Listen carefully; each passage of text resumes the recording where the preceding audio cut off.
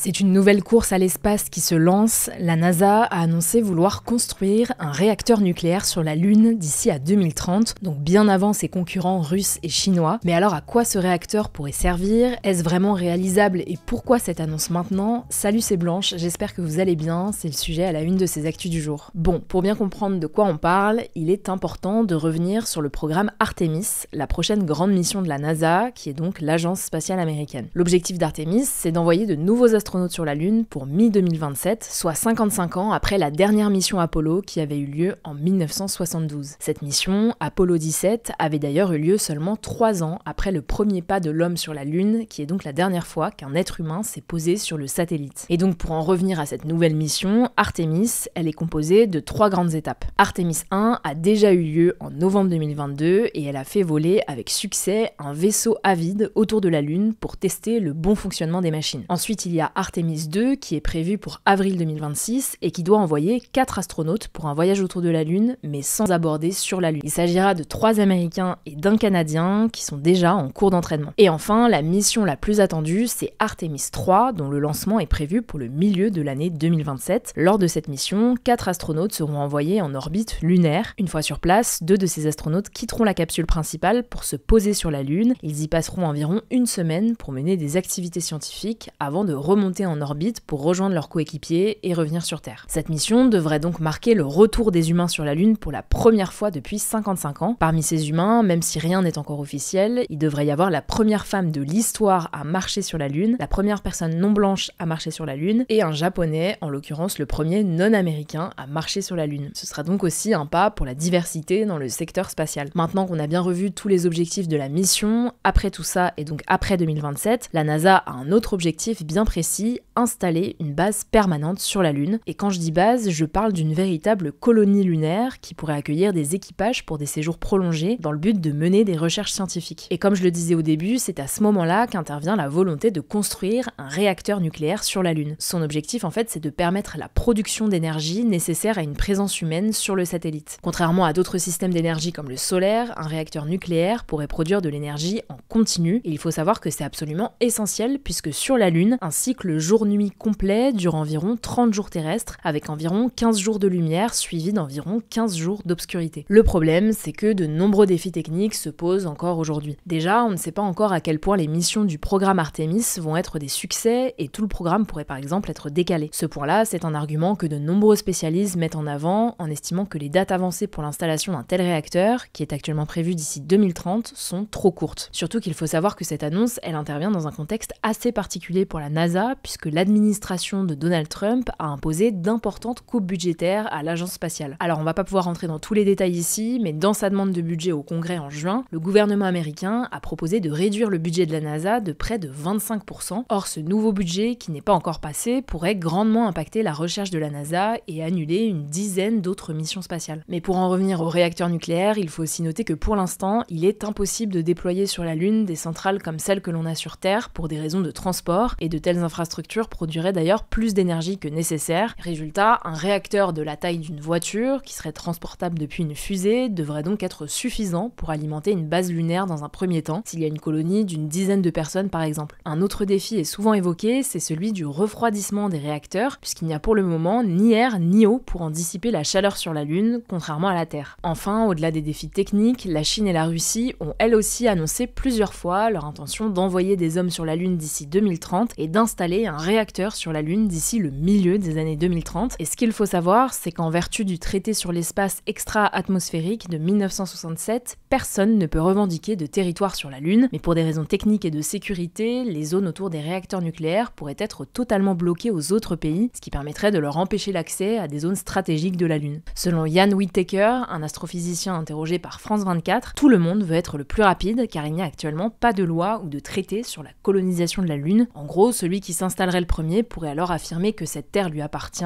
car le cadre légal sur de telles avancées est encore flou. En tout cas, on risque d'avoir de plus en plus d'actualités sur le sujet, qui au-delà de l'aspect scientifique est aussi très politique. Ce mercredi, par exemple, Donald Trump a signé un décret qui a pour objectif de lever un maximum de freins administratifs et réglementaires, notamment environnementaux, pour permettre de faciliter l'accès au secteur spatial pour les entreprises privées aux États-Unis. Cette mesure, qui a notamment pour but de renforcer la position dominante des États-Unis dans le domaine spatial, va principalement principalement bénéficier à des entreprises comme SpaceX d'Elon Musk et lui permettre de tester plus rapidement des technologies essentielles pour des missions lunaires, mais aussi à terme martiennes. Sauf que tout ça pose aussi des questions environnementales. Si ça vous intéresse, on vous met davantage de liens en description. En attendant, je vous laisse avec Samy pour les actualités en bref. Merci Blanche et bonjour à tous, on commence avec cette actu. Alors que le sommet entre Donald Trump et Vladimir Poutine doit se tenir ce vendredi en Alaska, le Premier ministre britannique Keir Starmer a reçu le président ukrainien Volodymyr Zelensky à Londres ce jeudi. Dans une allocution faite à l'issue de la rencontre, Volodymyr Zelensky a déclaré, je cite, qu'ils avaient discuté en détail des garanties de sécurité qui peuvent rendre la paix véritablement durable si les États-Unis parviennent à faire pression sur la Russie pour qu'elle cesse les tueries et engage une diplomatie réelle et substantielle. Les deux dirigeants ont également abordé les mécanismes d'approvisionnement en armes reçus par l'Ukraine et un projet visant à augmenter les volumes de production de drones de l'Ukraine. Et justement, parallèlement à ça, l'Ukraine a tiré des dizaines de drones sur la Russie entre mercredi soir et jeudi matin. Cette attaque a fait 3 blessés et provoqué des incendies dans 2 régions du sud de la Russie selon les autorités russes. Et concernant le sommet de demain, une conférence de presse conjointe avec Donald Trump et Vladimir Poutine aura lieu après leur rencontre, on suivra ça. Deuxième actu, au moins 40 décès liés au choléra ont été enregistrés en une semaine dans la région du Darfour au Soudan, un pays du nord de l'Afrique selon Médecins sans frontières. Le choléra, c'est une maladie diarrhéique grave qui est transmise par l'eau et la nourriture contaminée et qui peut être fatale en seulement quelques heures s'il n'y a pas de traitement. Il faut savoir que l'UNICEF avait déjà alerté en mars sur la situation, estimant qu'il s'agissait de la pire épidémie au Soudan depuis 20 ans, mais la situation ne fait que s'aggraver. Depuis juillet 2024, environ 100 000 cas ont été recensés à travers le pays selon l'Organisation mondiale de la santé. Surtout que parallèlement à cette épidémie, le Soudan doit aussi faire face à une guerre très violente qui a causé des dizaines de milliers de morts et déplacé des millions de personnes. Les combats bloquent les principaux axes et paralysent la logistique, et donc l'acheminement de l'aide humanitaire est quasiment impossible. En tout cas, la saison des pluies, qui est encore plus intense au mois d'août, pourrait encore aggraver la crise sanitaire. Troisième actu, le coût de la vie étudiante a augmenté de 4,12% en un an selon le nouveau rapport du syndicat étudiant UNEF. C'est 2 fois plus que l'augmentation constatée l'année dernière. Pour vous donner une idée, les étudiants devront dépenser en moyenne 807 € de plus cette année. Concrètement, le niveau de vie des étudiants est plombé par la hausse des loyers, aussi bien dans le privé, avec plus 2,46%, que dans les résidences du Crous, plus 3,26%. Le niveau de vie des étudiants est également touché par l'augmentation continue de la contribution de la vie étudiante et du campus, une taxe instaurée en 2018 en hausse de 7,67%. Les frais d'inscription à l'université et le coût des transports pèsent également sur le budget. Pour estimer la dépense annuelle supplémentaire des étudiants, le syndicat calcule un reste à charge moyen à partir de plusieurs profils types, en tenant compte des aides sociales perçues, tout en précisant ne pas disposer de toutes les données nécessaires pour intégrer certaines déductions fiscales. En tout cas, l'UNEF redoute l'impact du gel des prestations sociales qui a été décrété par le gouvernement pour 2026 sur le coût de la vie étudiante, notamment sur les aides personnalisées au logement, qu'on appelle aussi les APL. Et on termine avec cette actu, c'est probablement une information cruciale que vous attendiez tous. Non, la chanson Baby Shark n'est pas un plagiat selon la Cour suprême sud-coréenne, donc la plus haute autorité judiciaire du pays. Baby Shark, c'est une comptine américaine connue depuis quasiment 50 ans, mais la version qui a rendu Baby Shark mondialement célèbre, c'est celle produite en 2015 par Smart Study, une société sud-coréenne spécialisée dans les contenus pour enfants. Et pour vous donner une idée, la vidéo Baby Shark Dance est devenue la vidéo la plus visionnée de l'histoire de YouTube et totalise actuellement plus de 16 milliards de vues. Sauf qu'en 2019, le New-Yorkais Johnny Only a poursuivi en justice à Séoul Smart Study, qui s'appelle désormais The Pinkfong Company, l'accusant d'avoir copié des éléments de sa chanson Baby Shark Song sortie en 2011, notamment la ligne de basse et le rythme. Il réclamait alors 30 millions de won, donc environ 18 500 € de dédommagement. The Pinkfong Company avait alors répondu en disant que sa version n'était qu'une adaptation de la comptine traditionnelle, donc non protégée par le droit d'auteur. Il faut savoir qu'en 2021, un tribunal avait déjà donné raison à The Pinkfong Company, une décision confirmée en appel 2 ans plus tard, et cet avis de la Cour suprême vient donc clôturer toute cette histoire. Merci beaucoup Samy pour ces actualités et merci à vous de continuer à suivre ce format. Il y en aura également un demain, 15 août, on va parler du sommet en Alaska entre Trump et Vladimir Poutine. Voilà, je crois que j'ai tout dit, prenez soin de vous, prenez soin de vos proches et je vous dis à plus tard.